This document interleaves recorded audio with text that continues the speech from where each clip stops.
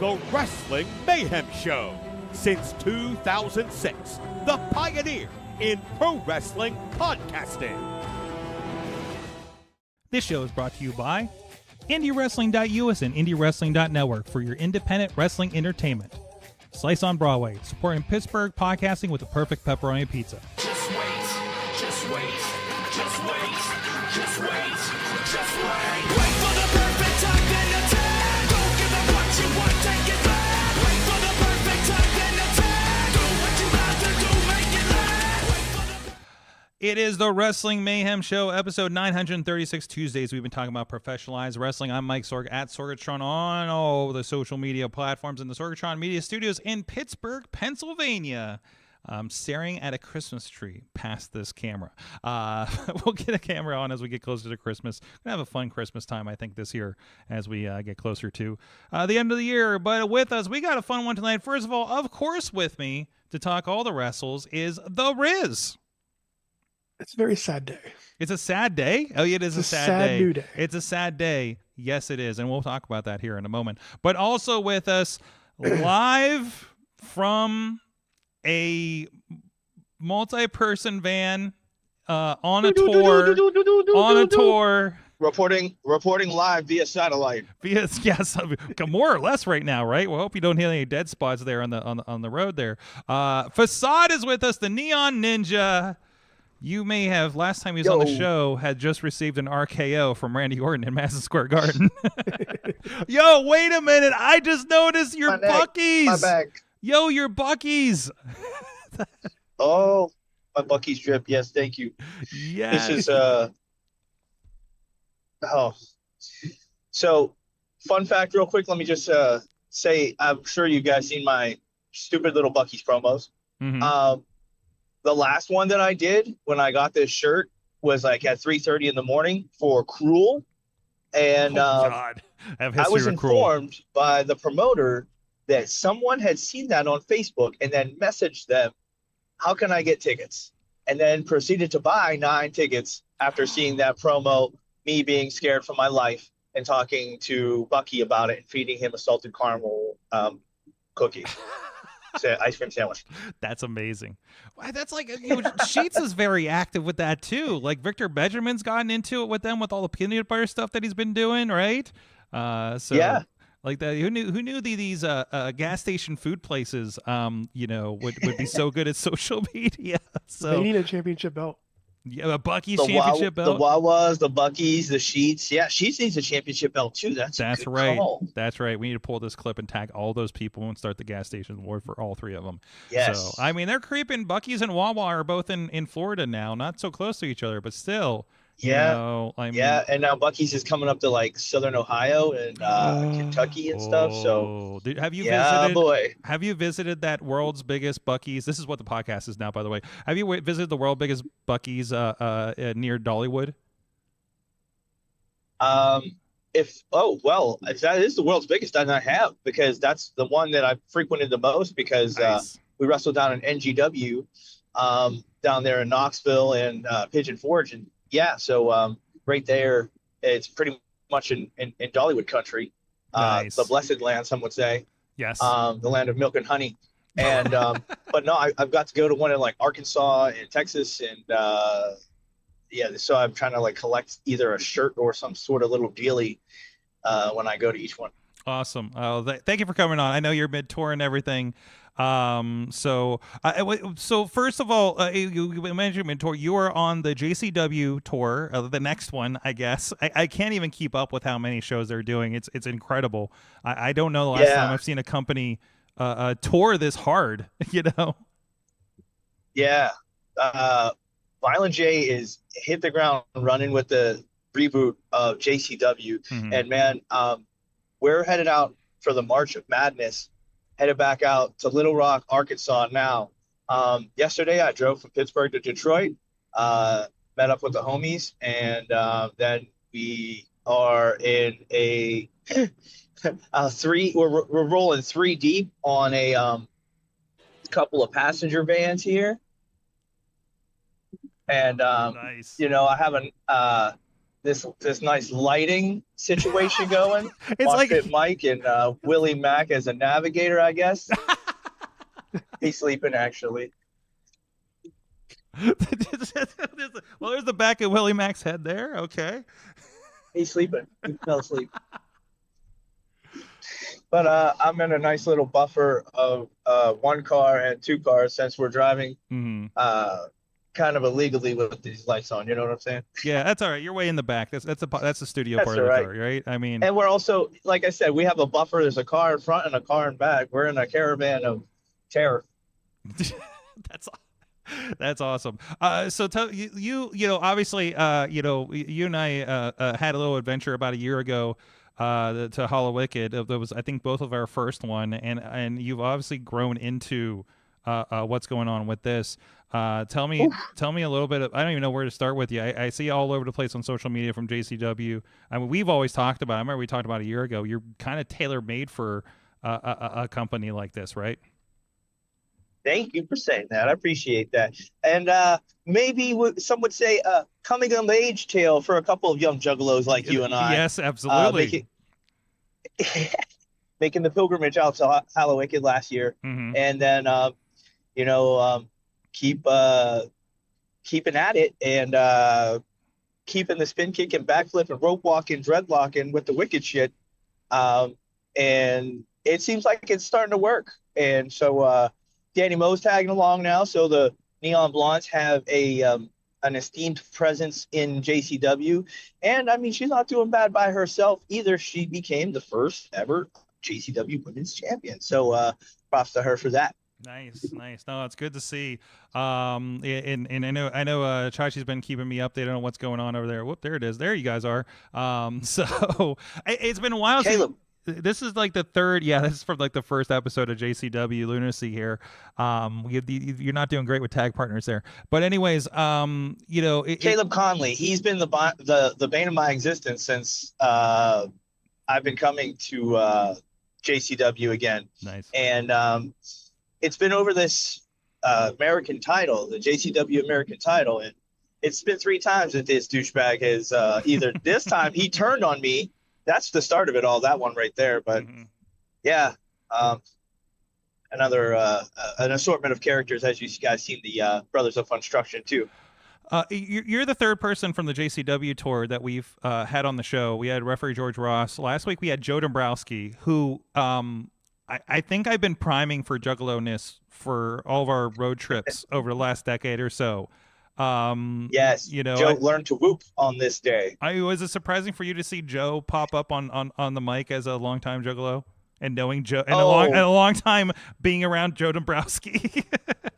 Yes, it was. It was tremendous, and some of the beautiful nuggets of Joe Dombrowski being applied, such as myself and Danny Moe teaming with Too Tough Tony, and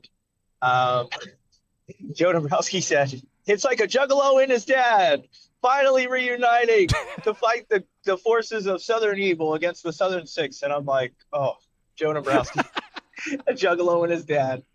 I love it. Me and Too Tough Tony. That's amazing. Yeah.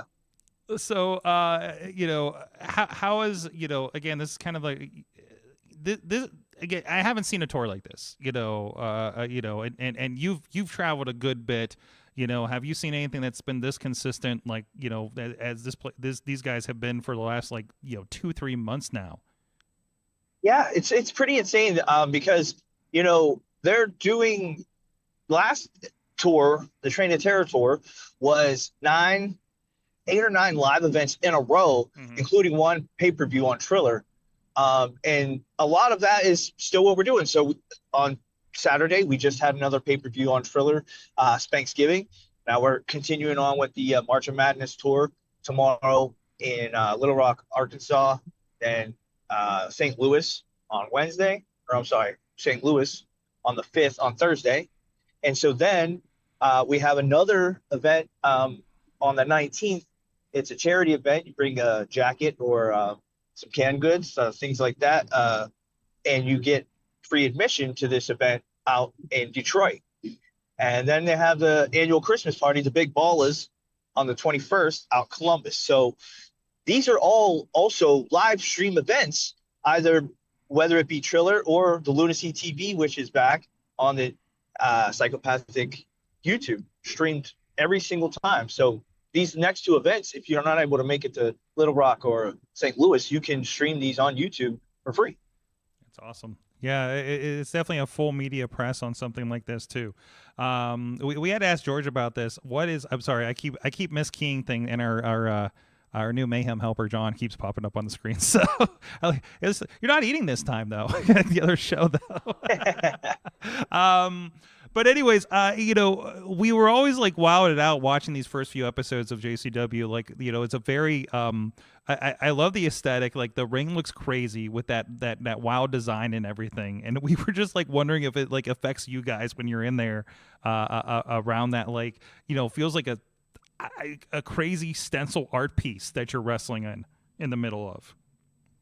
I mean, me personally, first off, shout out to Davey Painting, David Cole. You guys may know him from Beyond Wrestling, but he is the artist behind that tremendous piece of art on that canvas there. But I kind of feel at home with the wild and goofy kind of art design on there. But I'm going to be 100% honest. That gets slick very quick. Oh, yeah. In the center there where the writing is. So you got to just make sure that you're mindful and, sure-footed, because there's quite a few sweet canvases out now that have art pieces on them that you got to be aware of also, because of that, when the paint meets a little bit of water or, oil, stuff like that, it does get a little slippy, as the Yinzers would say. Tell me a little bit about what's going on with the Juggalo crowd here at the wrestling shows, because I know you and I have been to shows over the years. Seeing the one, especially the gatherings, have gone pretty crazy. I always heard, how rough it was when friends of ours were on, like, I think it was like the Tempest CD release party when they were doing a JCW tour of sorts there. Oh, yeah. That came here through town in Pittsburgh. Is the Juggalo crowd like I know, like when we went to Hallowicked, like you and I were surprised at how many like full families and children we're at an ICP show, Insane Clown Posse show. Are you seeing that kind of reflection on the wrestling? Is it I don't know if I want to say, is it a calmer crowd than it used to be? It's just like a really good wrestling crowd, or is this definitely the Juggalo crowd? Like, what's that vibe? So yeah, exactly how we had talked about whenever it's transcendent now, because people grew up listening to ICP and everything, and now they're coming back to see them and bringing their kids. And I just showed Jay a message about kids.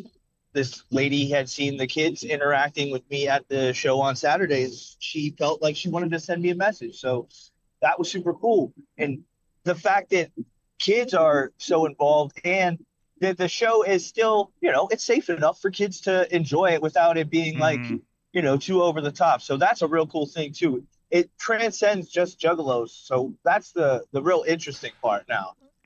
But to what you were saying also, the crowd is much more chill. They are definitely a different crowd, more welcoming, and even more so, there was a pretty cool experience that a couple of us got to have, because on the tour before, we had opened for ICP, and some people didn't even know the wrestling was going to be there. So it was like a happy accident. Yeah. And so they're like, oh, wow, this was awesome. We didn't even know there was going to be wrestling tonight. So inherently exposing people to wrestling was something that was like, so now, as you can see, we have the want and the people who want to see the wrestling again. So here we are a month later, coming out to bring them the fresh JCW wrestling that they've done. I mean, Little Rock, they told us, Little Rock, Birmingham, a lot of those places, they said they don't even really get wrestling around there at all. Wow. So the fact that they get wrestling and now this time Ouija Mac is pretty sick. That's awesome. So it's a wrestling show, and then the Ouija Mac's kind of like the headliner kind of thing. Like it's not a. Is this more like I think you were there for? Do you remember the Tempest tour where like they did the wrestling and then they kind of performed in the ring? for the concert Yes. part of it? Is it? Yes. Is it? Are we back to like I that do kind of remember format? that, yeah. But no, the ring will be down, and there will Okay. be like a regular set on the stage. Yeah. That's cool. That's cool. And that's wild. Like that's a logistical. We talked with George about like kind of how that goes, and it seems like everybody pitches in for those kinds of things. Yeah. Well, it's just It sounds can like be hectic. So yeah, everybody, the breakdown, it happens pretty quickly because all hands on deck. Everybody's pitching in. Excellent. So how long is this tour running? Of course, I'm sure psychopathicrecords.com probably has the whole listing. Absolutely. This one here tomorrow, in Little Rock. That one. There's tickets still available, and I do believe actually there are tickets still available for the one in St. Louis. I believe that the Hall is the name of the venue there in St. Louis. Okay. And then the Big Ball is in Columbus. That's the big event. The Christmas party. That's more of the. There's more of a concert with a few JCW matches, but with ICP, Wacko the Airhead, or Wacko the Kid, Shaggy the Airhead, and Ouija Mac. I think Clownvis is going to be a part of that, which if you haven't seen Clownvis online, I saw him at the Gathering last time I was there, and he's hilarious. Yeah, Clownvis will be hosting, so that should be pretty cool too. Yes, but it's like a Clown Elvis kind of thing is the easiest way to explain that, I guess. Yeah, he's got a sweet pompadour. Yeah, you know he what I mean? does. He's got Clown Elvis / Evil Knievel outfit on. You know what I'm saying? He has a Wikipedia page too. Dang, I need someone to update my Wikipedia page. That's Anybody right. out there? That's right. We know a couple people that are maybe doing some media. So there's Clownvis as a visual for you guys. Not her, the other one. There you go. Look at that! Look at that hair! Look at that hair. Tell me he ain't seeing some things. That's right. I don't know. Are you able to hang on for a few minutes? It looks like you're getting a kind of a bumpy ride over there. It's up to you if I'm not a lunatic to watch. There you go. I'm actually holding a gimbal, as crazy as that is also. So Well, let's go to. I want to give a quick thanks to the Patreons here, and then I know there's a little bit of WWE news that I know you have an opinion of, and I know we are very emotional about. So I wanted to include you in that. Before I go to that, do you feel safer that there's no Randy Orton on this tour? Yeah, we're heading to St. Louis, so I don't know. Oh no! That's right. That is very true. I hear voices. And he can hit it out of nowhere. So he can. I mean, he could be just chilling in this Airbnb when we roll up, and then the Viper strikes. We thought he was out on commission from a pile driver from Good Brother, but that is true. He is out on injury, so we'll see what happens with that too. Well, I think he's just trying to chill and take some turkey time. That might be it. He's going off that diet that he complains about. So, all right, we'll take a moment here to thank our Patreon supporters. Thank you, Facade and Neon Ninja, for joining us live from the road on the JCW tour, of course. But thank you, everybody that does support the show here at Wrestling Mayhem Show, patreon.com/Wrestling Mayhem Show. There's a live stream going on over there that we sent out that you got us talking when we get a commercial break and everything here coming up. But in the meantime, thank you, everybody that does support the show at the fan of the show level. Bo Diggity! Woo! Again, it doesn't work. Woo! You can do a low woo, so the Zoom doesn't take it away from you. As well as our friends, Team. We're giving a whoop this week. Team Ham and Fist down there in Florida, Tupac family, Bubba Brewer of the Triple B Podcast and APWF, and Jason French at the Pop Club level, Dave Prop Pod Podner, Rats in a Trench Coat, Tony Kincaid, Matt True Prince of Pro on the Blue Sky. We'll plug the Blue Sky now for him, as well as the Rizz at the Pizza Club, and Bradley on the manager level. I actually got to watch Survivor Series with Bradley. Oh wait, we need the Bradley visual right there, as you do. Oh boy, who's that Wedgie-mon? Who? That's a good one, actually. It's Rizz. Bradley did not. I can't sit here in the middle of it. No, because then it gets awkward. You're just like you're in the middle of something. Bradley did not the bring original up Rizzler. Yes. Yes. No, we made it. How does it go? How's it go? It's like this, right? I don't think we don't do that on this show, Facade. Did you see our statement from a week ago? about how we have on this show the original recipe Rizz? Oh my. Mm-hmm. I will no longer speak us.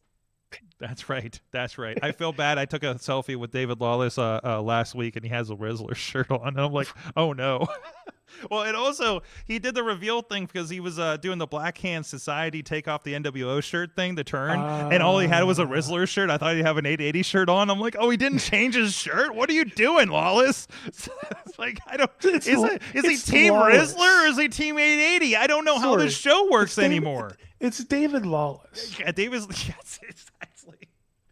That's what he does. Yes, if you want to understand what David Lawless does, just watch I Think You Should Leave on Netflix.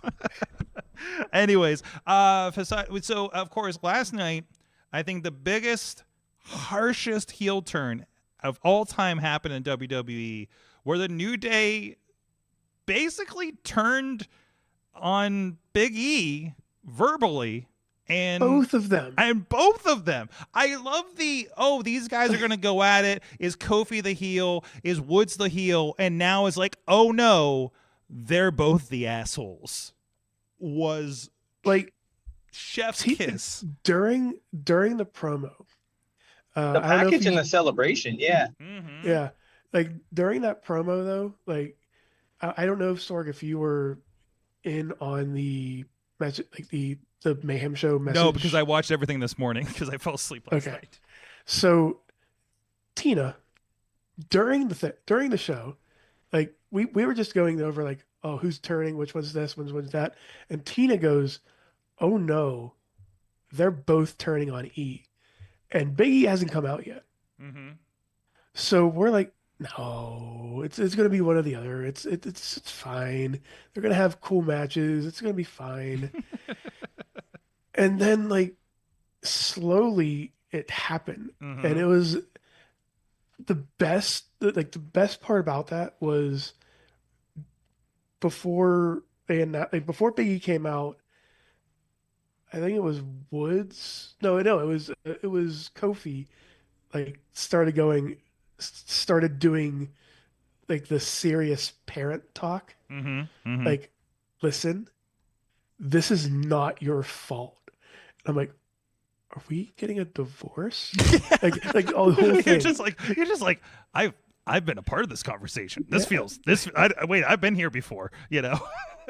But like the slow burn, and like I mentioned last week, the slight hints that something is weird. Mm-hmm. Like, you know, Woods wearing dark Goku, Mm-hmm. Mm-hmm. you know, dark Goku attire, Kofi with the Majin necklace. Like all of that was like, we were kind of going, oh, it's going to be one or the other. It's fine. And then we didn't really realize that it could be both. And it hurt. You've been swerved, brother. You've been swerved. And it hurt. I feel bad. Mm-hmm. I feel angry. Mm-hmm. I hope all the tag teams kick their ass.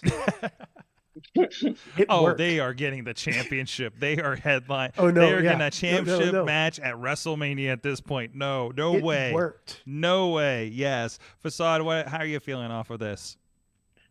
So, I mean, they had me with the balloons and all the video and all that. And what I really thought I wasn't thinking that I knew there was going to be some kind of Big E involvement, but I thought that Kofi was going to actually turn on Woods. And so there was going to be some like completely diversionary turn that no one was expecting, which we got. And like you said, it was like a slow burn, but it wasn't just a slow burn. It was like molten magma, just like it's like it's just grinding away. It's like, how can they just keep going? They just keep going. They keep going. It kept hurting. It just kept hurting. Yes. So now I don't know. This is just me, but I love it because they were being so wild with their anger and everything, and I think it's going to be like a nice little time for them to be heels. However, I think, you know, if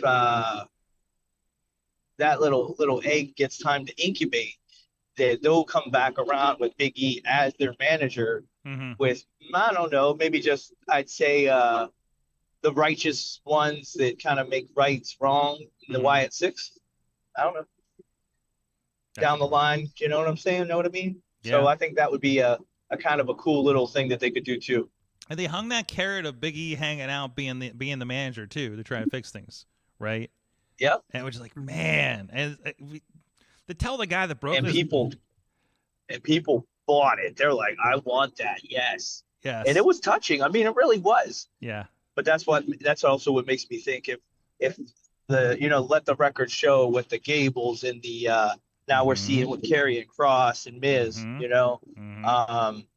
they're coming, they kind of seek revenge to trying to right the wrongs of people that have hurt their family, kind of thing. That's kind of their MO. I like it.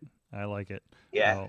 Well, Facade, hey, it looks like it's getting bumpy over there. I know, even with that gumble. So Yep. No worries, guys. We won't let you guys ride dirty, at least in this way, with that light on here for much longer. At least, I mean, I can't speak for anything else. I don't know what's legal in Arkansas. So, thank you so much for jumping in here on the tour and thank you guys again. helping complete our trilogy of JCW check-ins. Yeah, we'll keep on keeping on it, Mike. We're gonna get you back out here, get these OGs running, and see give you a little more than the Hallowicked sights and sounds. I got one more question, because last time I talked to Willie Mack, I realized that every time I've seen him, he was taking those what do you call them, the skewers, the skewers to the forehead. It felt like I've 2 or 3 shows in a row. It felt like, has he taken skewers at any point on this tour? No. However, Caleb Conley did in the match that we had. It was me, Mosh Pit Mike, who, as you may or may not know, if you follow JCW, man of 1,000 gimmicks. Yes. And yes. Mosh Pit Mike was Mosh Pit Mayhem the other night, and there were some, let's just say, imaginary deathmatch weapons involved. Fantastic. Including but not limited to Caleb Conley getting skewers in his head and realizing he's not really skewered in his head. But also Caleb Conley getting put through an imaginary door table. Mm-hmm. And then Mosh Pit Mike accidentally putting himself through a pane of glass that he had put in the corner of the ring, which then led to his downfall. It was strange because I even swear I heard a glass breaking sound, even though I didn't see it actually break. But give it a watch. That one's on Triller Plus also. Okay, have to look out for that one. Thank you for that. And of course, he's one Facade on all his social medias. Thank you so much. Be safe out there on the road.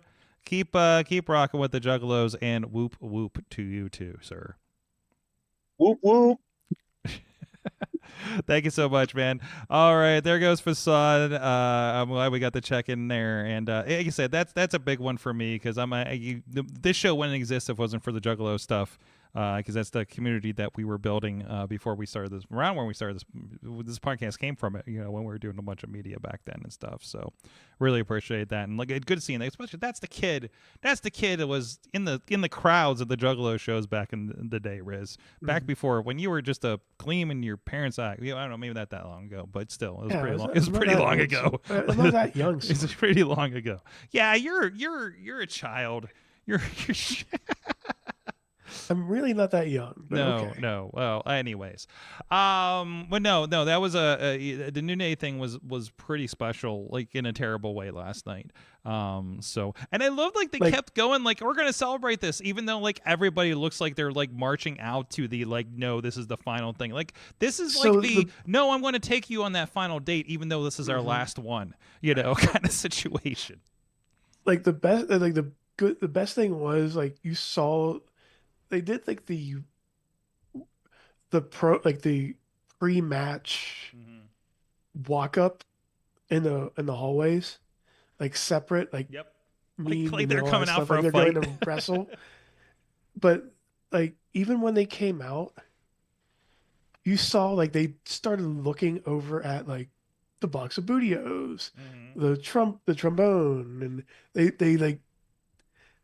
did their walk of like, oh, remember this?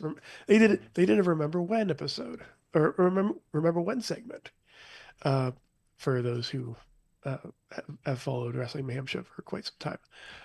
But they did like a whole thing where it's like, oh yeah, that's right, we did all this stuff, and then they just went away.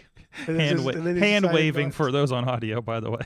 What? That was just a bunch of hand waving for all. This is all hand the, waving. Yes. Yeah. So. But between that and the what was it, three segments of Seth Rollins, CM Punk, Sami Zayn, Jey Uso, and Drew McIntyre. I don't know if you're up that for us, Sorg. Oh yeah. No, I got through the whole show. Okay, Yes. I was making sure. Yeah. And I didn't want to spoil anything, but like that whole timeline of Punk hates Seth. Seth hates Punk.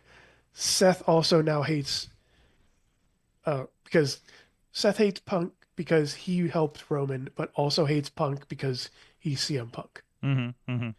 Seth now hates Sami Zayn because Sami Zayn helped Punk as well as helped Roman. Seth is in the same boat as Kevin Owens is right now, right? But is also in the same boat as Drew McIntyre. Yes. Oh. What did you just piece together? So hear me out. Okay. So we know Drew McIntyre is back and attacked Sami Zayn. Sure. Who teamed with Punk? Yes. Yes. But who took out Jey Uso? Or Jimmy? No, main event Jey Uso. It was Jey, yes. Presumably Drew, right? We don't know though, do we? We don't know. Oh no. It could be, KO just could be helping. Could be. He swung by. They're near Canada. With what happened to the New Day, and like that big ass swerve of just saying we're just gonna be a heel team now. It could be anybody. It could be Cody Rhodes. It could be people who have been snubbed by not being on that team. Because it wasn't just Seth Rollins that said no, first of all. But it wasn't just Seth Rollins, and also Roman said no to Seth Rollins as well. But he said no to a lot of people. He pissed off a lot of people. So it could be just I love that. anybody. I love it's this thing. Like I feel like AEW's doing a similar thing that we'll get to too, where it doesn't matter like heel and face doesn't much matter. It's just like people with issues with each other, right? And it's being done very well. It's a season of gray. It's a season of gray. Merry Christmas. Yeah, all the gray characters, It's pretty much like it's gonna sound very cliche, but what's happening now is very much tribalism. Oh yeah, but internally with people in everybody has their own chief. Everybody has their own chief, he says. Solo's right. Yeah. Roman's right. Yeah. Punk's right. Yeah. Drew's right. Yeah. Seth's right. Yeah. Sammy's right. Yeah. Like, whose side are you on. Yeah, you got to pick I'm more. Yeah, exactly. Yeah. Kevin's right in some aspects. Kevin's right. Yeah, Kevin's been leaning in the I'm right, but I'm taking it the wrong way, by pile driving Orton to put him out. Kevin's right. New Day's right. Yeah, yeah. It's there's no more right or wrong. So good. It's good. Centered in like they want that. They want that. So they kind of want that UFC reaction where it's like I was thinking one this or too. the other. I was exactly thinking this too. It's like there's not a good guy or a bad guy when you have a UFC fight. There's just you pick like one guy or the other, right? You were, or even Tyson and Paul, right? You were a fan of one or the other, probably, right? Going into it, like nobody's the face at that one at all. So like just in life, but what? Yeah, in life. Yeah, in life, yeah. Like just from the I'm just catching up with the chat room a little bit here. But Roman wins back the title. Paul helps Punk cash in, maybe. And again, Tina asked, we still don't know what the favor is, and I think we kind of iterated like the favor is whatever Punk needs at the right time. Right, because he was talking about the multiple pass, so I think that adds a little ambiguity to what that favor is. It could be something directly with Roman. It could be something just get me a title shot. Work your give me strings. number 30. Yeah, get me number 30. Something like that, right? So which could lead into something, or what could lead? Because again, remember, Punk has never main evented a WrestleMania. That was one of the sticking points. That's sad. Yeah. For as big as he was when he was there, and that's one of the things that was one of the sticking points. That really led to him just being so disenchanted with the situation, because I think there was maybe a rumor he was going to be leading towards main event, but then like the Rock thing happened, he had to drop it, at the Rumble before or whatever, things like that. So, no, exactly. So, go ahead. Do we get something like? Do we get something like Punk versus Rock? Oh my God, please. I would love if we do get I don't know Rock's why, got but some that business. Just stuck in my head. Rock's got some business with Cody for a while, but I could see a long haul thing of it comes back around to Punk being like, you're the reason I didn't have a main event. Yep. And coming back at him. You know what I mean? And I mean, there's money there if Punk keeps up with things and on this, I know they're going. I know they're going with Roman, but sure. It just there's a lot that would give him him a main event match. There's a lot of easy low hanging fruit for them to do with Rock before they get the Punk. Now circumstances could lead to them doing it earlier, depending. Somebody gets injured, who knows? Like a lot of things could happen with that. So anyways, but we'll talk about a lot of those things. But in the meantime, a reminder that you can go check out a lot of fun stuff over at IndyWrestling.us. Shortly, I know it's completed editing. We're waiting. I'm waiting for our web person to post it.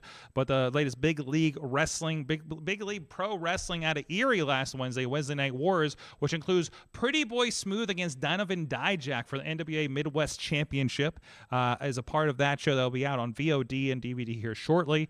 And of course, Tommy Dreamer and Channing Dechter against John McChesney and Bill Collier, which included a man lift was used in the match at some point, is my understanding. So I've only done the assembly edit on this. I haven't gone deep into it, but from the images I've seen and the little bit I've seen of it, this looks like a wild show. So go check it out. And also the Thanksgiving Bash 3. From Penn Brewery was we alluded to it with David Lawless here earlier in the show, but that was a fun show that was also on all of our streaming platforms that you can check out from 880 Wrestling. And about there, hey, big announcement from 880 Wrestling. It is official. 880 is moving to the city. Moving at it, we've outgrown our New Kensington.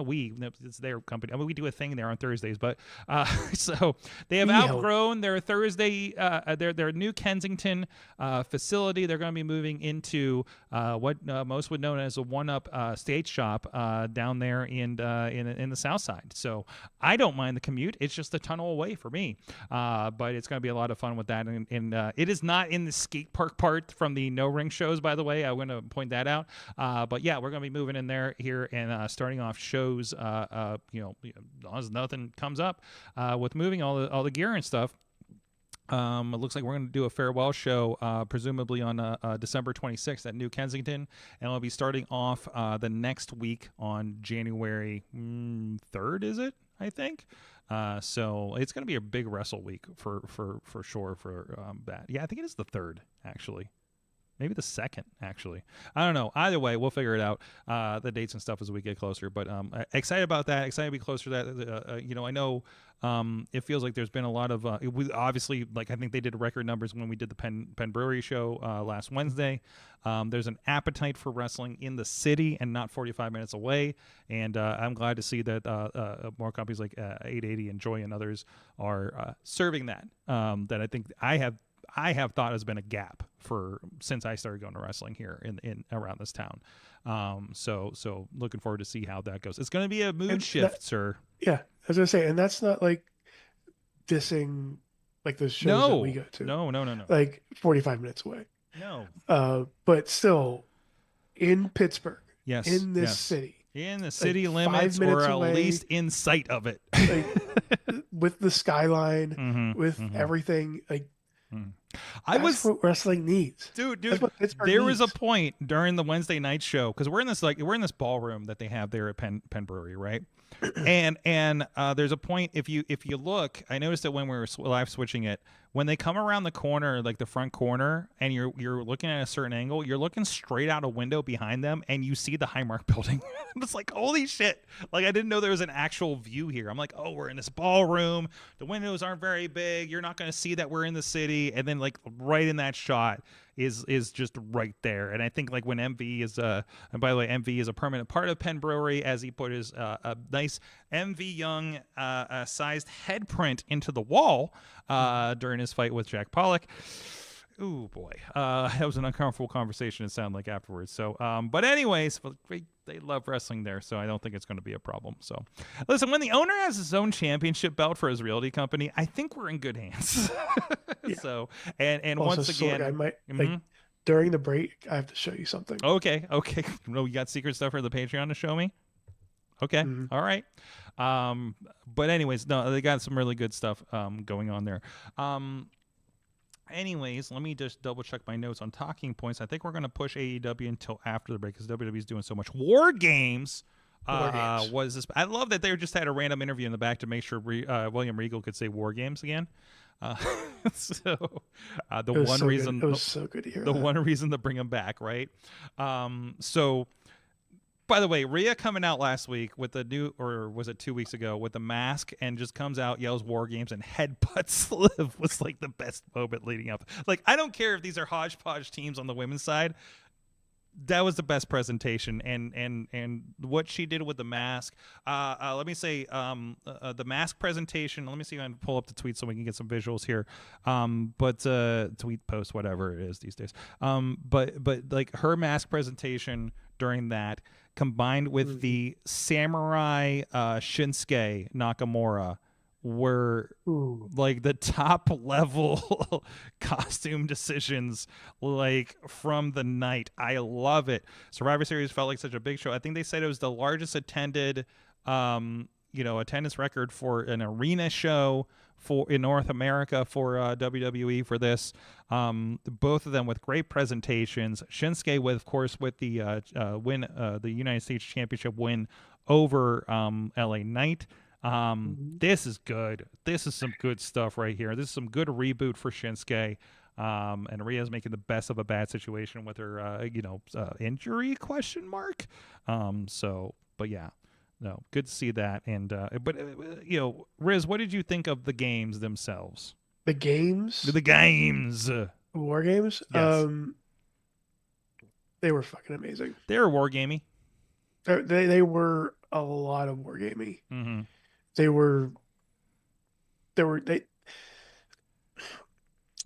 So I like the women's match better, but the men's told the better story. Obviously, it was the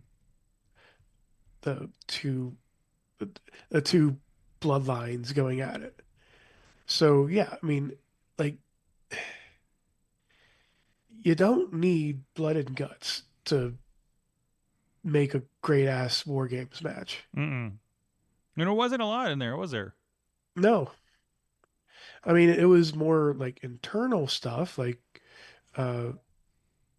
Jay probably doing something with his foot or after the dive, and then some injury to Bronson Reed, but yeah, and also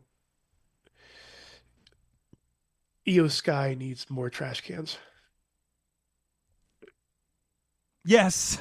I was literally just reading the part where Dave is like, EO trash can spot is the new Kofi spot. Yes. Yes. I didn't see it. EO had a trash can under the ring that was painted and with a strap so she could carry it up the cage. Mm-hmm. But we couldn't see the adorable smile when she put it over because she was facing the other way. So that was just kind of the best part of it. But did you watch the post show, like the post? No, I can't take whatever post that shows is. anymore. I So- just too much. I watch the highlights on social media.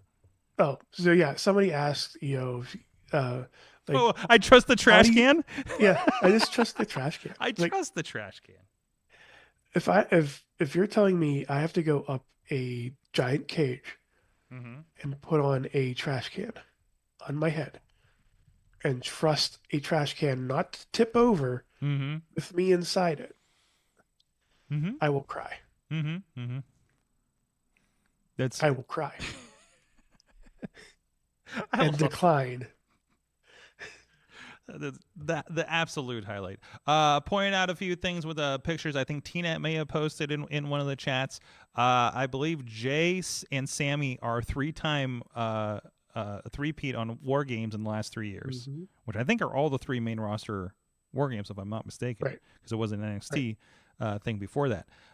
So that's fun as well. I love there was a thing where the participants of last year's War Games match, which was Judgment Day against a lot of the Cody and Jay and Sammy, the anti-Judgment Day, I suppose. They had a reaction kind of watch along that's on a lot of the social media. I think I was watching bits of it on TikTok and stuff, right? And so definitely worthwhile, on that too. So they kind of mess with each other all the time. So also I thought this was fun because Tom Lawler was Philly Tom Lawler is kind of messing with this because did you notice we had a little bit of an MMA fight kind of break out in the middle of that scuffle? Yep. And I like how this looked vaguely familiar to a certain video. Yeah. What video? Which video? The Oh wait, is it this one? Is it? Oh wait, that is. Yeah. Hold on. Wait a second. Let me wait for this video to reset. There we go. That one there. Yeah, pretty much that one. I love Tom Lawler is my favorite ex-UFC guy, by the way. Yep. I see that one, and then I'm also thinking about like the backstage footage. If there's on audio, this is literally the CM Punk fight, I think, right? Yeah. So, but yeah, did they do that on purpose? They did it on purpose. They did. They did that on purpose for sure, right? Just to get everybody that's paying attention. They did that on purpose. They did the "you talk too much" on purpose for Matthew and Botchamania. They did everything on purpose. Dude, again, I keep talking about you watch wrestling and you're just like, I can't wait for Botchamania.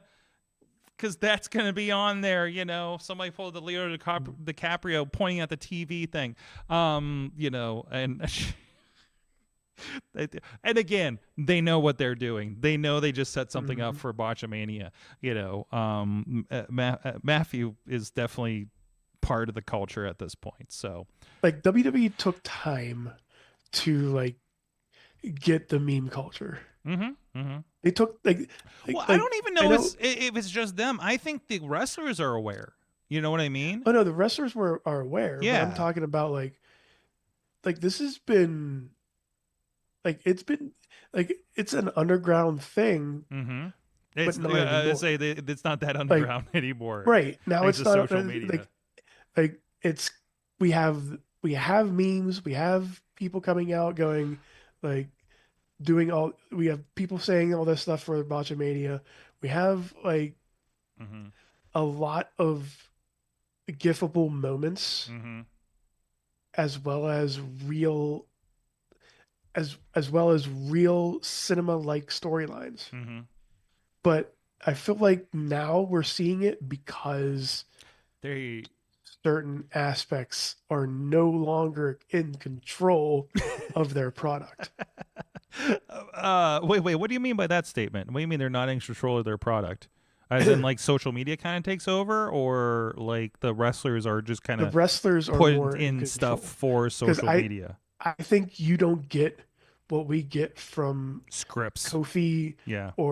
and Xavier if a certain somebody. Mm-hmm. Oh no! is still in Because if control. they don't understand it, you just move on. Right? I think wrestlers are now more in. And I hate using this. They're more independent on their future in WWE. Yeah. And in all of pro wrestling, not just WWE. Wow. Like in AEW, in WWE now, especially in TNA, but like you have these freedom of movement types where we're just going, okay, you like this, let's do it. Let's build on that. Yeah. And not just like, let's shut you up. It definitely feels like the result of a more open creative process, that everybody's informed on. And again, like, I think most wrestlers are used to being kind of their own creative to a certain point, or in charge of it, more in charge of it.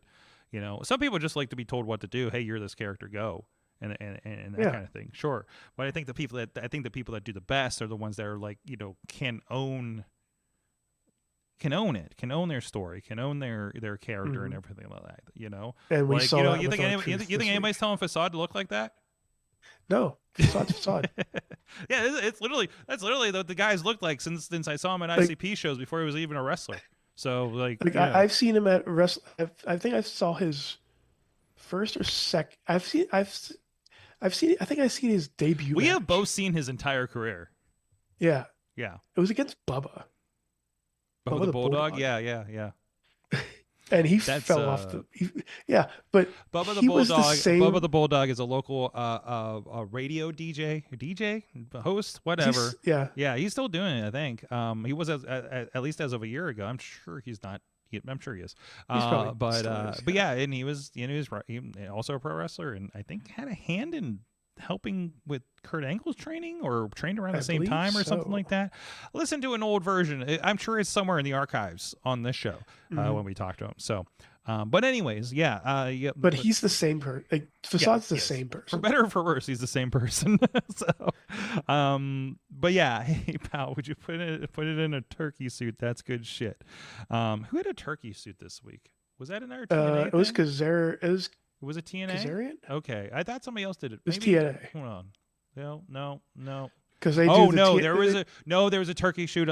There was a turkey suits match on the Big League show from Wednesday. I did come across that when I was doing the assembly on it. So, there's a selling point for you. And the match, I think, is the former Mambo Italiano Cristiano. I keep forgetting his last name. I'm so sorry, Mambo. He's doing such great stuff, by the way. But anyways, wrestlers have more creative freedom, input, and most importantly, trust from those in charge nowadays, says Matt out there in the chat realm. That's it. That's there you go. Exactly Thank you for bringing Rizz's thoughts to a cohesive sentence. My word salad is very really, salady. Rizz just needs a ghostwriter sometimes. Maybe John can help you with that. Our intern helping out in the chat room. I hope you guys enjoying the live chat room. John is in there. Some guy? No, John. That John. Intern John. Not some guy. That's somebody else. Not the actual author. Not the actual. I don't know. Are you also an author? No. Are just all Johns we know authors? No. Okay. Okay. You can't. Well, you kind of are right now in the chat room. So I mean, there's that. So. I mean, we did find Michael Sword as a real person. Yeah, that messed with me. What the hell was I listening to when that happened? Anyways, we're not getting into that. No. Where are we at? B4B stood for Back for Blood on Reyes' mask, and Tina's also pointing out that that's a Jason Baker, who's from here in Pittsburgh, that also did Bray Wyatt's masks and stuff like that. Of course it fucking was, right? Of course that's a Baker one. I was thinking like it's gonna be like Savini or something like that, but yeah. Well, he's part of the Savini school and everything down there, so it is Savini adjacent. So, But anyways, Brian Myers lost a turkey suit match at TNA's last Brian night. Myers. There That's you who it go. was. There you go. Because he seems like the right one to do that. Yeah. Riz, let's go take a break, and we will be back. And I want to talk about AEW for a moment and what's going on there. There's a lot of movements. There's a show going away that we will pour one out for here for the end of the month, and kind of see what the landscape looks like there, right? And we'll be right back after whatever I have plugged in this playlist.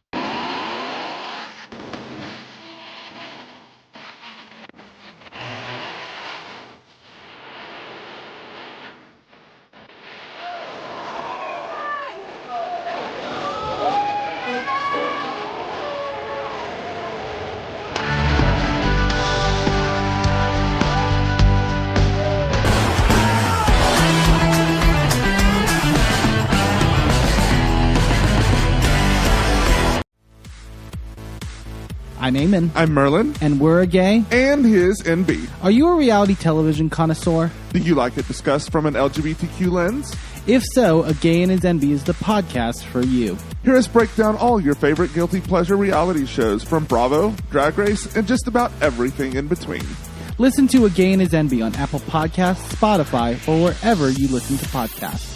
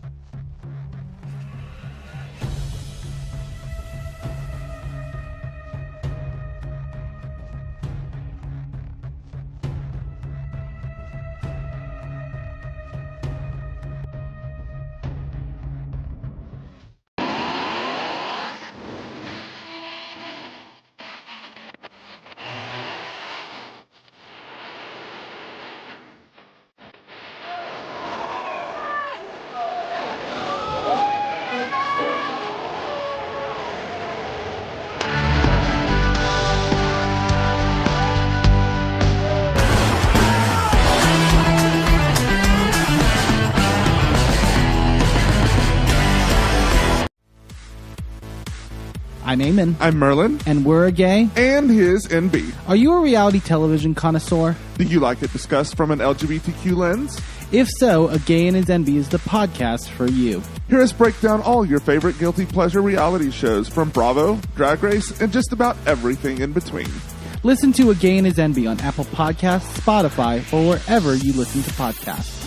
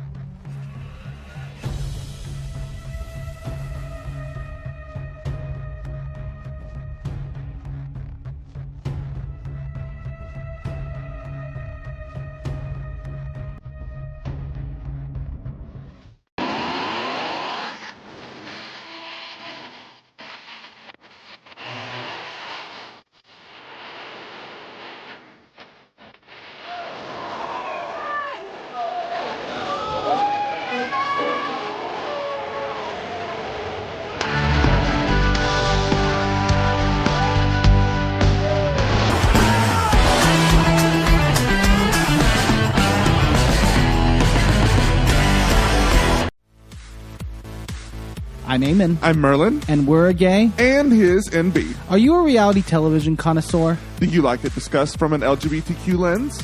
If so, A Gay and His NB is the podcast for you. Hear us break down all your favorite guilty pleasure reality shows from Bravo, Drag Race, and just about everything in between.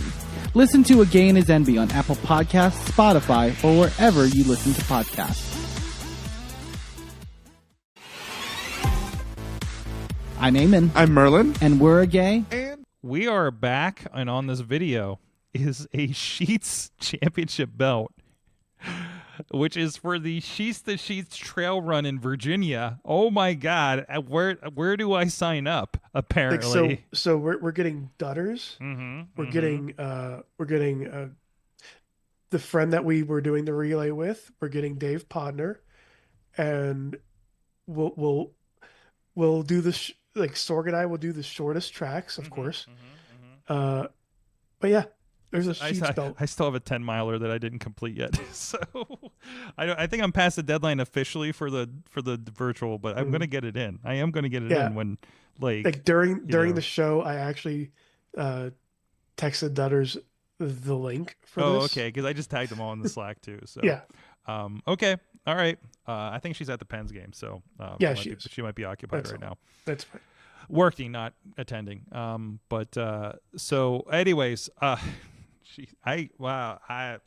sorry, I need to collect myself after that reveal that there's a whole like Sheetz 5K. There is a Sheetz. So is belt. it like actually we're off topic, but whatever. I don't care. You should have held this for the Patreon. To be honest, like it's is this more interesting than wrestling news anyways? Sure, maybe a little bit. Where does Wawa have a championship belt? Actually, did they? Do they? You want research department? Come on, research department. They do. Of course they do. What's that? Oh, no. The chat realm. The chat realm is the general research. I don't know. You're kind of our research department now. So. It's $150 for the Wawa championship belt. Oh, only $150 for the Wawa championship belt. Yeah, whatever. It actually looks really good. We've had issues with Wawa. We've had functional issues with Wawa actually. Wait, there's one more I have to look up. But keep going. Wawa has messed up our order multiple times. Okay, twice that we went there, but it was enough for us not to want to Wawa anymore. That aside, are you still doing stuff, or can I get into the stories here? No, you can get into the stories. Sure? I'm just looking up I need help here, but because if you're occupied, I don't want to really get too deep into this yet. Keep going. I don't really have it's fine. My hands are up. I'm definitely not looking up to see if Buc-ee's has a championship. Let's just complete the trifecta here. Rizz, this is something that everybody's kind of supposed for a while because Rampage has been missing from a lot of the chatter about the simulcast shows coming to AEW shows coming to Max here in the new year, starting with Fight for the Fallen. Everybody kind of supposed that it was going away. It's kind of been the C brand one. It's kind of become a little random, although there's some really good matches that have been on there even in the last month, I feel. And I did really enjoy Lucha Fest that they had for the Rampage placeholder show they had on Saturday. But no, it is official. Apparently, the last Rampage will be filmed along with presumably Dynamite from the Hammerstein. Listen, is it Hammerstein or Hammerstein? Did I just Mandela effect this thing? Berenstain. Did we? Is it Hammerstein? It's the Berenstain Ballroom. The Berenstain Ballroom in New York. It's Berenstain. Berenstain. Stein. That's Stein. That's Stein. Stein. It's Stain. Stain. Also, I'm just gonna put that in the Slack. Okay. Something else for the Slack. But anyways, so that's gonna be the end of it, and it's gonna be a New Year's smash that they're gonna have on that last Friday before the New Year's, and that will be the end of Rampage. I do not see this as people are like, oh yeah, it was a terrible show. Oh, AEW is detracting, all that kind of stuff. I think there's some other factors to consider here.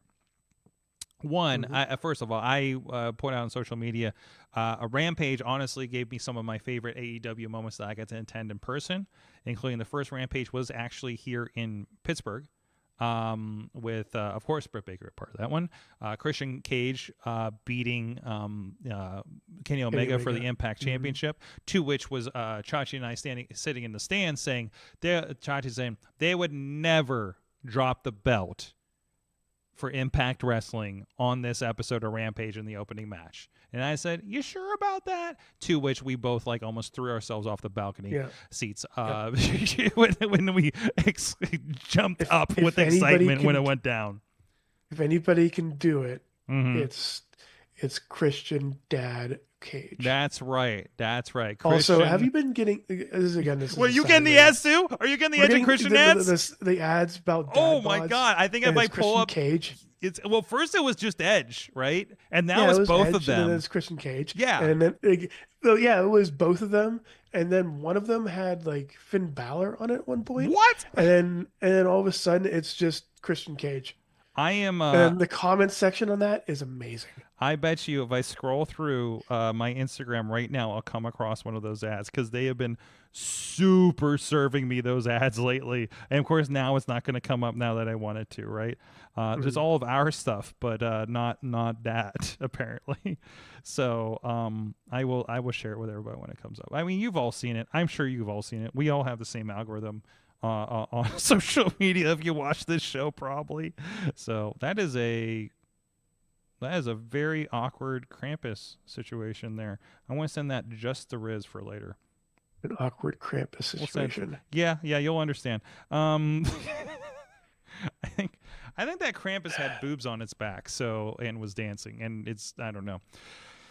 Krampus should not. Sorg, you didn't react to my this shit man Batman villain post that I sent you. No, it was the sausage with the ants where I stopped things on you were sending to me. Okay, man, you're in wiener. Instagram jail right now. Wieners. You were the wiener being eaten by ants.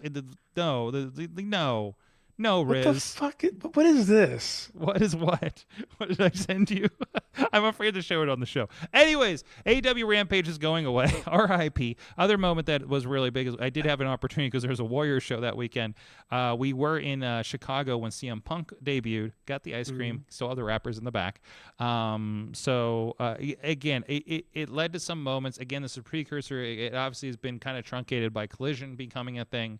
And I think there's a couple factors for that. One, who wants to run a show against SmackDown when they move to 3 hours here at the beginning of the year? This could be a little bit of a realignment so they can focus a little more. It's obviously been kind of a tacked on show at this point. It feels like it from week to week. Sometimes it feels like an old AEW Dark, to be honest. Honestly, sometimes Collision feels like that on the very, very off weeks, right? When they know they're going to put the show at 3 p.m. for some reason because the NBA finals. So, like, I got go ahead. A question for you about that. Do you think because we know, like, the Saturday shows, like, do you think because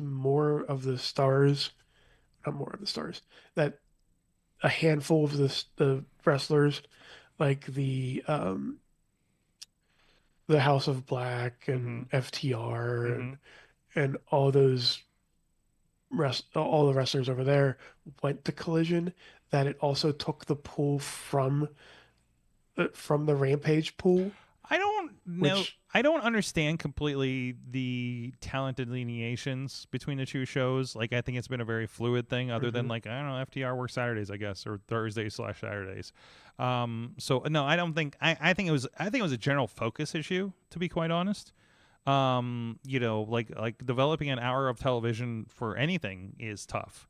And to do that on top of, we're squeezing it into this, like, even like the one they had last week was taped like 2 weeks ago, and that's been happening more and more. Versus, like, Ring of Honor is kind of taped all around, between all the tapings and things like that. Now, the other factor for this is I will say rumor alert here, that's been going around that supposedly ROH is nearing a TV deal that could be for True TV in primetime. So that could be a thing where Rampage goes away so they can focus on Ring of Honor as a product, right? You only get. There was a big discussion on the show earlier about assets and people and things like that. If you're stretching people too thin, hey, you got your production crew, but that's a lot of TV to be producing still. That's a lot of creative to be creating, right? They got plenty of wrestlers. Like, we talk about how deep this roster is, that feels like it's barely being touched, even with Ring of Honor and everything being taped.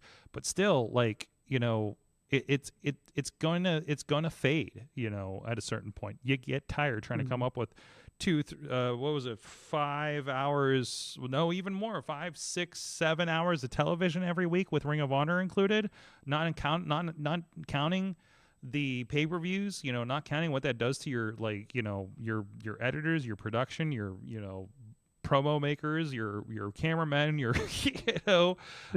your producers, your whatever else in the middle.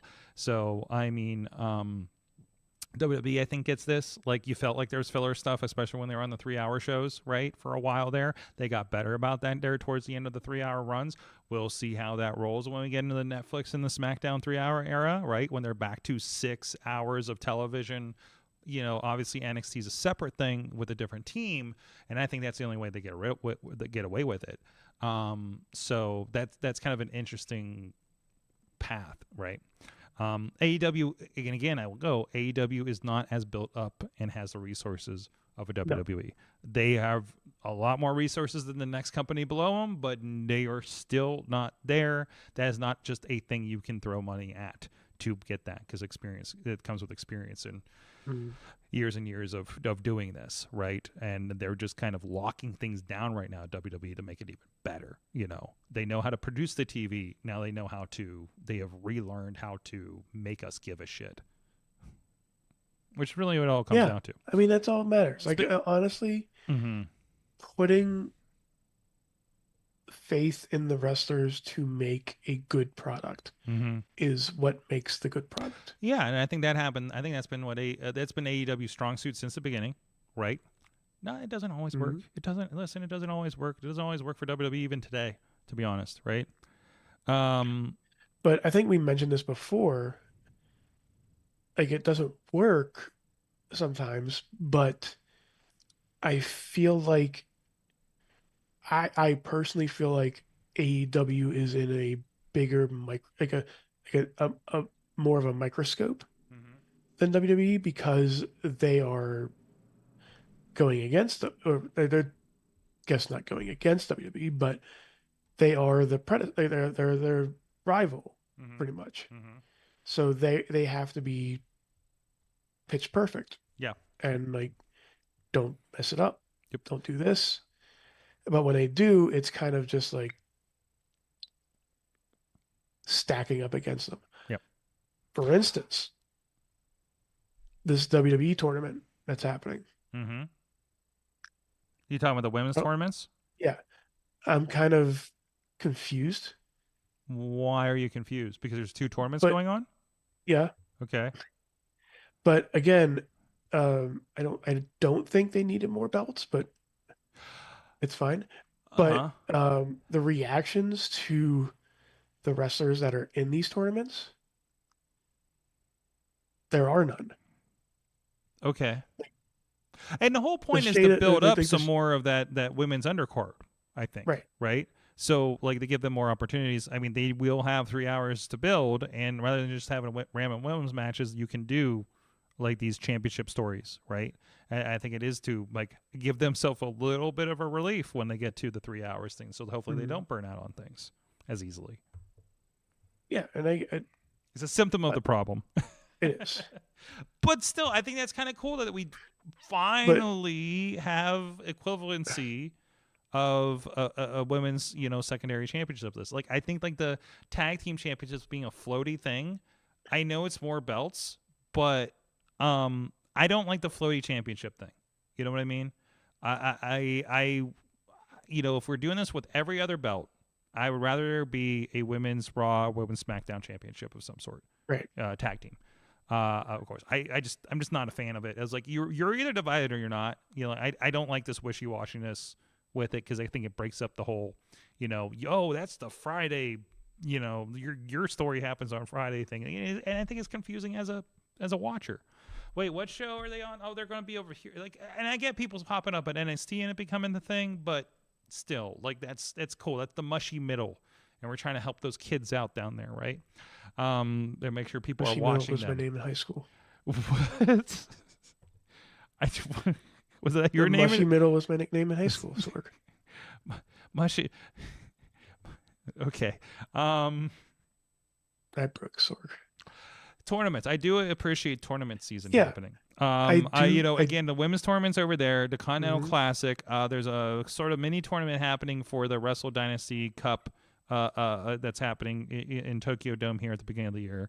I will hold off my excitement for the Wrestle Week that will be in the first week of January, but for later. The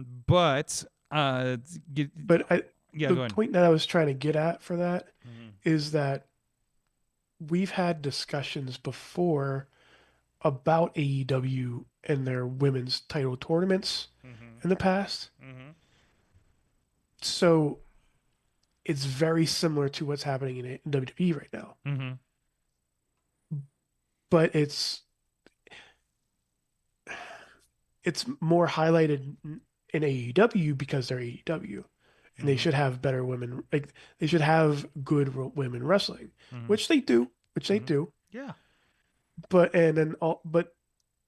I feel like because the tournament scene kind of goes overboard sometimes with AEW, because you have the Continental Classic, you have like whenever a wrestler gets injured or something like that, they have the interim title. They have we've given. I think that is a thing of the past. By the way, I think the interim title is an experiment that has seen its day, and nobody liked it, and I don't think they're going to do it again. But because the last time it happened, somebody spray painted a giant X over the that didn't help either. That didn't help the situation either. No. So, whatever happened to that guy? I don't know. It's probably I'm sure wherever he is, everybody's angry at him, and he's he's still causing a poor MMA fighter. Alliances.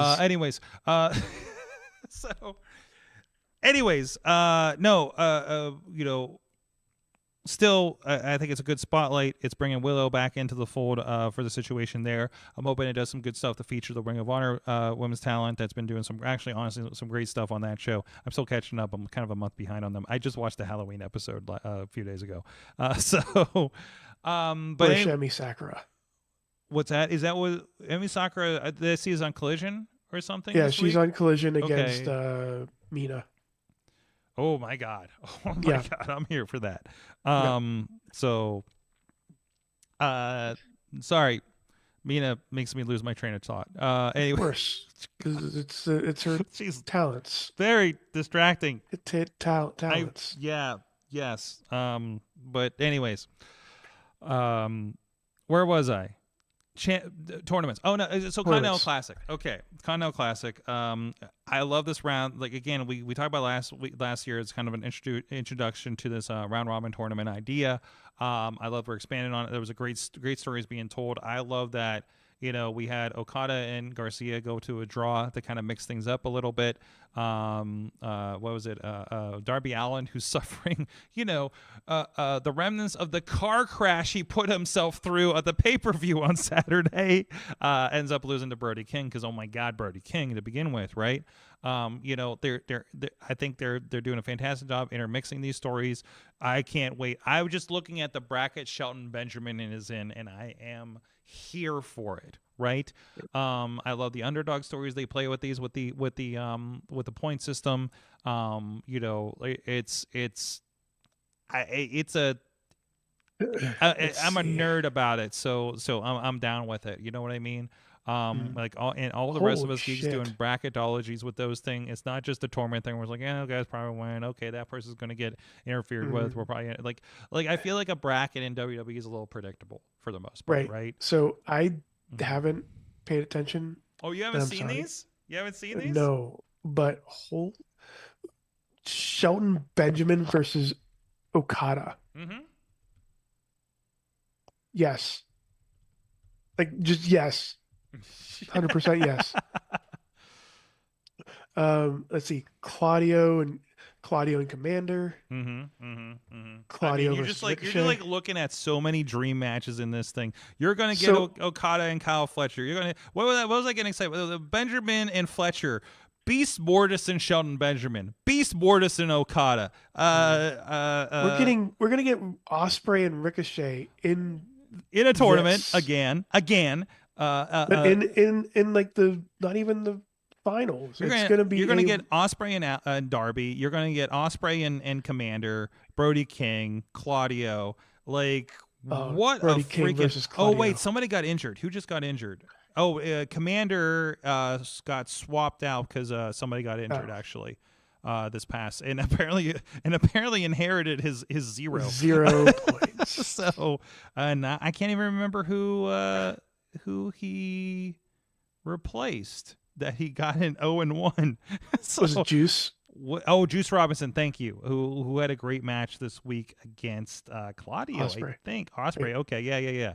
So, I mean, there is a lot of like, oh, hey, this is a match from New Japan stuff happening here, but, we get to see it on this side of things, right? And that's fine. Like, yeah, this is, I'm here for it. I like this style. Like, it's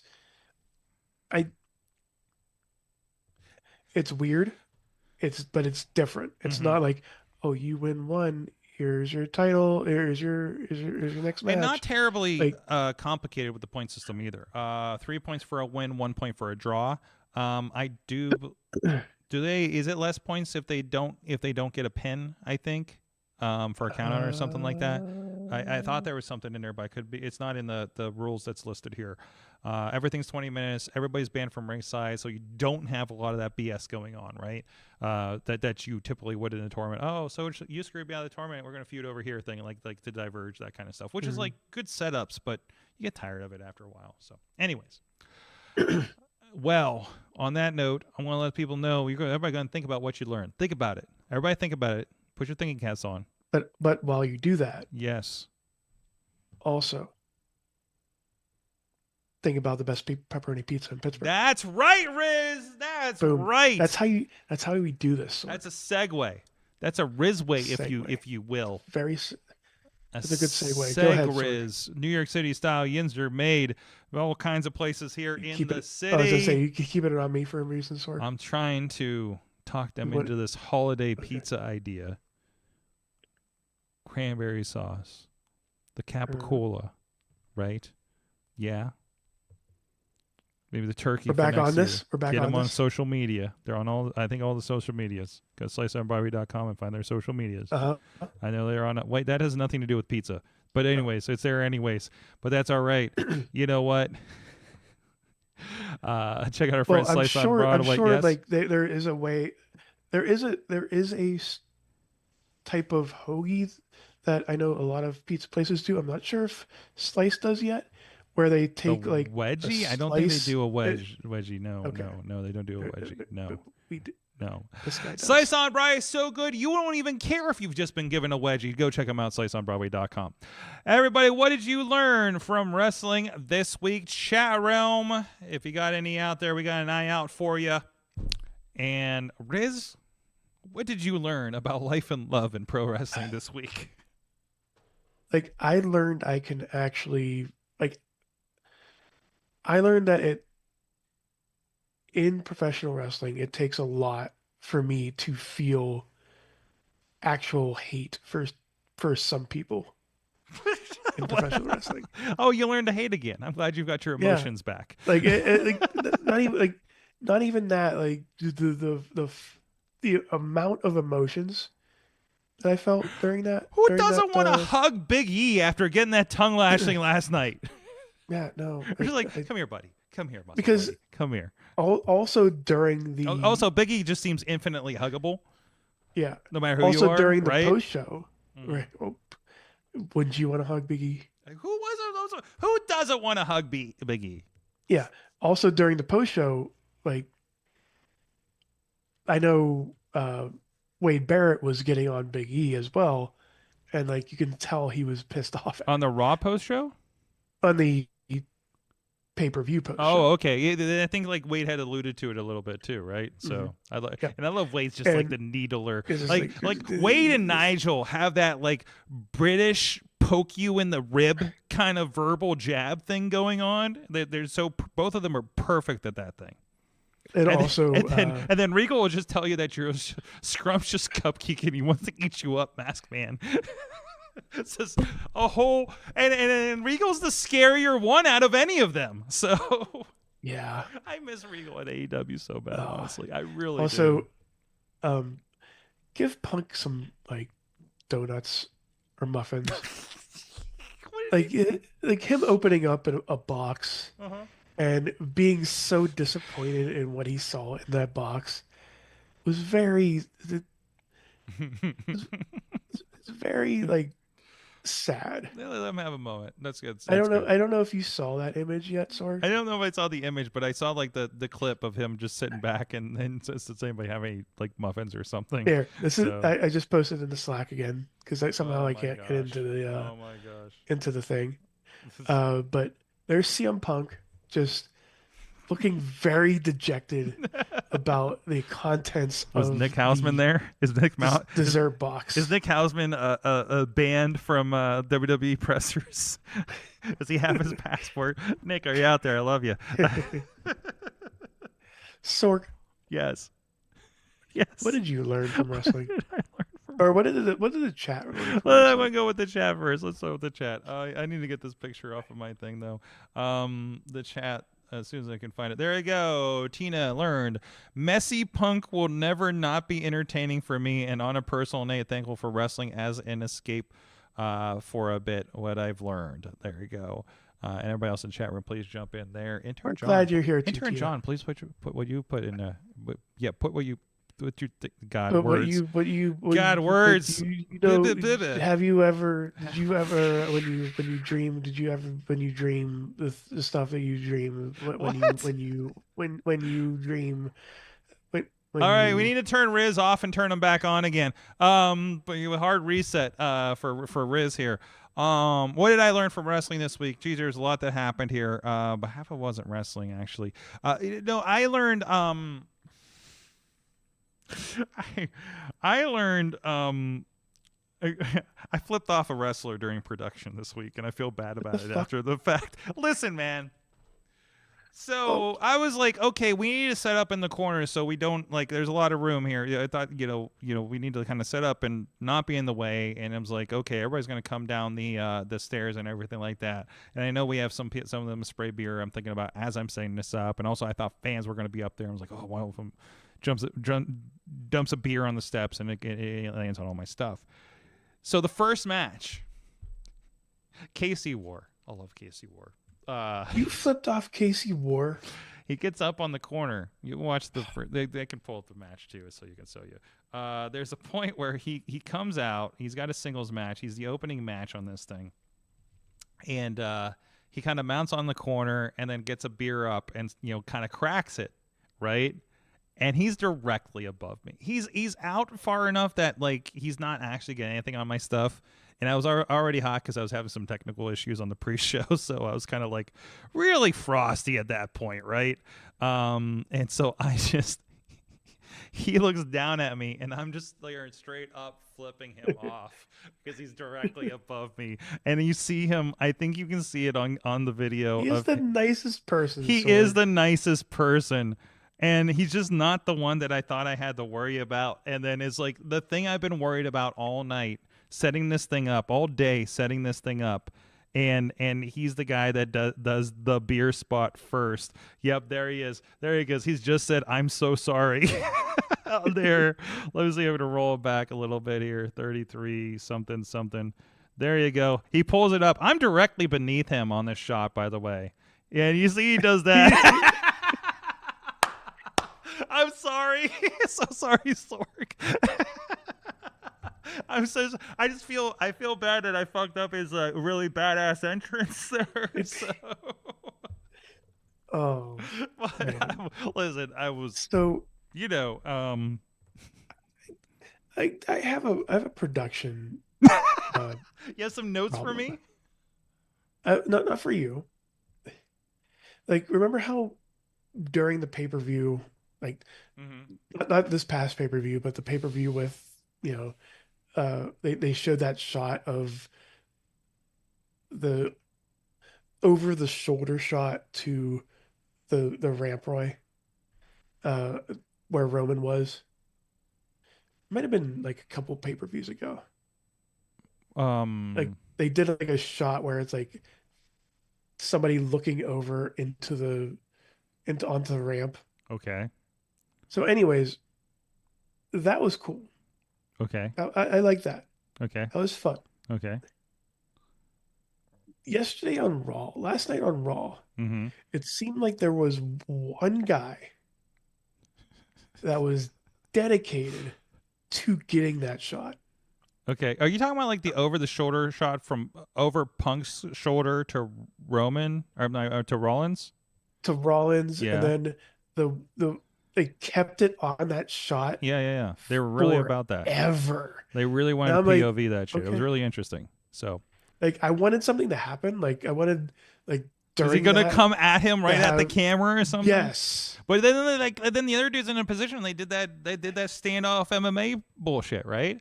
Like, and he was in the perfect spot for that, you know. And then you had that weird angle where like Punk's here looking out to the crowd, and then the camera guy is here, and then he just goes like around the corner where he's pointing at nothing. And I get the point, but it's just like you're really close to Punk. Like, and we know Punk doesn't really like to get close to people. Yes. Especially don't touch Punk. From the chat room. Damn it. I just saw one of these. Matt Birch, True Prince of Pro on the social medias. I also learned how great it was to see Den and Desire finally win the 880 Tag Team Championships. No, that was awesome to see them win that. And oh my God, that crowd became so unglued. Oh, you know what else I learned? It was so great to have Sean Patrick out of retirement for a night. Yes. At that show. And then like not only like Sean Patrick got to officiate over the full queer tag team championship, had to collect D&D weapons during that match, and then was the end of WWE Attitude pay-per-view run-in referee for the championship win at the end of the show. It was Charles Robinson. I hope I clip this later. God bless Sean Patrick. So yeah, absolutely. Also, intern John, who may be starting shit in the chat room, is trying to get MV to book Sorg versus Casey War. Yeah. Well, I mean, we've been trying to book you versus Cameraman CL for a while now. So, you know, hey, we're in city limits, you know. We are. I mean, it's a whole new game here in January. At 80. But yeah, anyways. I'm busy on Thursdays. You're busy on Thursdays? Okay, sure. It's probably the same commute since you're out where you're at. Intern John learned that indie wrestlers spell indie as indie, not indie. I-E. Why not I-E? And listen, don't ask. Like, let's just listen. I'm pretty sure it made the final cut. Listen to Rick Buc-ee explain indie wrestling, because he's the one that told me that I've been spelling it wrong this whole time. Mm-hmm. But I looked back at it, and it's like literally everybody around me was spelling it with a Y in this area. Yeah, is it IE? It's supposed to be IE, because every time I see him, he's like, well, indie wrestling is Indianapolis. I'm like, no, it's this. Not. Like, everybody had this. Like, everybody was using this in the late 2000s, I swear. And like, there's a paper. I swear, Rich. And then he does the explanation during the fucking ad read while I'm producing the fucking show at Enjoy. I'm like, Rich, we don't need to do this now. There's a belt in Pittsburgh that's called the Super Indie. Yes. With a Y. Yes. Like, I'm sorry. We'll get Pittsburgh fucked this up, I guess, man. Get Norm Connors on the phone. We'll settle this right now. Actually, I've been talking. Probably not. You know what? Probably not now. It's very dark. Listen, out. I think I have a meeting with Norm Connors in the near future for a non-wrestling situation, and I'm gonna be like, listen, man, tell me how you spell indie. Listen, Norm. Hey, maybe it's what I don't know. Listen, Norm. You're the reason I'm here, and and you're the reason I spell it this way. And I'm getting some heat now, Norm. Some 15 years later. And you gotta come correct, Norm, and tell me if I'm fucking doing this right or not. Norm, you know, I spelled your name correctly the first time, and you got no. really I definitely fucked up his that. name a few times on his own website. I definitely did on several occasions. Like, so during RWA. Oh yeah. The second show he was on. Yes. He came up to me and goes and go. Because he knew I used to fuck it up on the website. Yeah, it's like, I'm super excited that you got my name right. Like 15 years ago. I've been here. Like he has no idea that you're like a new Norm Connors era super fan. But this should be the Patreon. Either way, we are going to get the Patreon, because I feel like we're just going to keep going for another hour at this point, talking about The good old days. Thank you, everybody. Thank you, intern John, for keeping the chat room alive and interesting, and getting me in trouble here coming up here. So that's all. So when we hear when we hear Casey say he's going to drink your blood, it's going to be fun. Oh, fuck. Okay. Yeah. Your first day, you just accidentally started a few. Anyways, it's been Not brilliant. accidentally. It's yeah, fine. don't It's not the accidentally. first time. It's not the first time on the show. Bring in the that energy. That a wrestler and Sorg don't get along. John did come here via wrestling, so that was That's what was true. it? Enjoy, right? Yeah. So yeah, that was the. Yep. There was the incident we're not supposed to talk about. There's Which incident? No, okay, that's for Patreon, guys. We'll see you guys next time. Mayhem out. Just wait, just wait, just wait, just wait. Wait for the perfect time, then attack. Don't give up what you want, take it back. Wait for the perfect time, then attack. Do what you This show is a member of the Sorgatron Media Podcast Network. Find out more at sorgatronmedia.com.